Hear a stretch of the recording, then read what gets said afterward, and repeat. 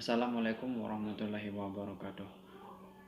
Perkenalkan, nama saya Revi Hamdani, NIM 200110073. Saya dari Prodi PIAUD semester 1C. Baik, di sini saya akan menjelaskan pengertian wahyu.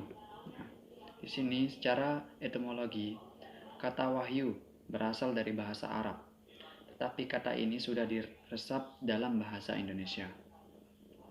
Oleh karena itu, sebagai madkhal atau pintu gerbang, sebelum menguraikan nama wahyu, baik dalam tinjauan etimologis maupun terminologis dalam perspektif Al-Quran, maka alangkah baiknya jika disebutkan secara tingkat definisi wahyu menurut Kamus Bahasa Indonesia.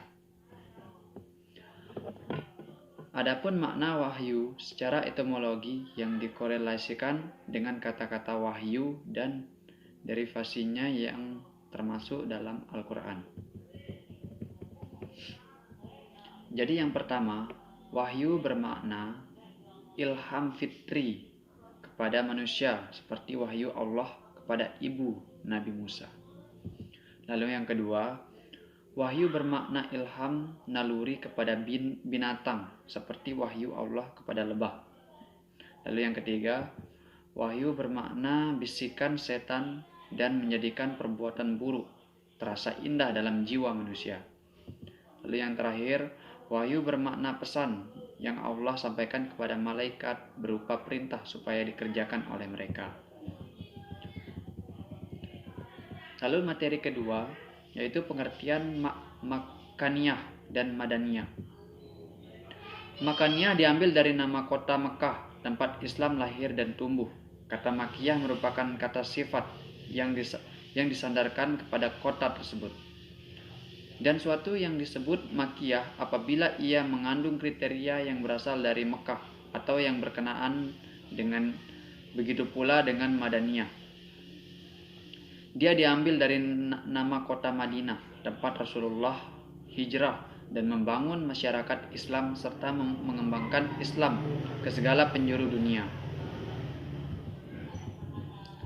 Madaniyah adalah ayat-ayat yang turun di Madinah dan sekitarnya seperti Uhud, Quba, dan Sul'a. Akan tetapi, terdapat celah kelemahan dari definisi tersebut karena terdapat ayat-ayat tertentu yang tidak diturunkan di Mekah dan di Madinah dan di sekitarnya. Ada juga perbedaan antara Makkaniyah dan Madaniyah. Dari segi tata bahasa, surat Makkiyah secara umum gaya bahasanya kuat dan keras pembicaraannya, sebab kebanyakan yang diajak bicara orang-orang yang berpaling dari kebenaran dan sombong. Contoh, dalam surat Al-Mudatsir dan Al-Qamar. Dan adapun Madaniyah secara umum gaya bahasanya lembut dan pembicaraannya halus, sebab yang menerima kebenaran secara terbuka. Dari segi isinya, umumnya surat-surat Makkiyah menerapkan tentang tauhid dan akidah yang selamat secara khusus yang berkaitan dengan tauhid uluhiyah dan percaya dengan hari kebangkitan. Sedangkan Madaniyah secara umum menerangkan tentang pencician ibadah dan mu'amalah, karena yang diajak bicara orang-orang telah terikrar dalam jiwa mereka tauhid dan akidah yang selamat. Dan materi yang ketiga, yaitu materi yang terakhir, pengertian nasih manusuk. Nasih secara etimologi yaitu menghapus, mengganti, memindahkan, mengutip. Sedangkan secara etimologi, nasih berarti menghapus suatu hukum syara dengan dalil syara yang datang kemudian dengan catatan kalau sekitarnya tidak ada nasih, itu tertentu hukum yang pertama akan tetap berlaku, seperti terlihat dalam surat Al-Baqarah ayat 106. Jadi kesimpulannya, nasih yaitu menghapus suatu hukum syara dengan dalil syara yang datang kemudian, sedangkan manusukh yaitu hukum syara yang menempati posisi awal yang belum diubah dan belum diganti dengan hukum syara yang datang kemudian.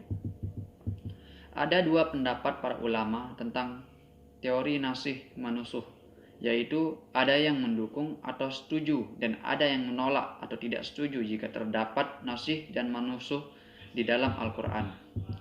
Urgensi mempelajari nasih dan masuhu adalah untuk mengetahui proses tasri', penerapan dan penerapan hukum Islam, dan untuk menelusuri tujuan ajaran serta ilat hukum alasan ditetapkannya suatu hukum.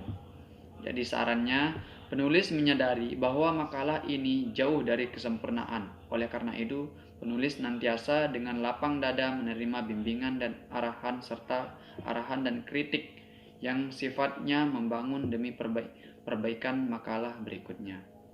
Baik, hanya itu yang bisa saya sampaikan. Wabillahi taufiq wal hidayah. Wassalamualaikum warahmatullahi wabarakatuh.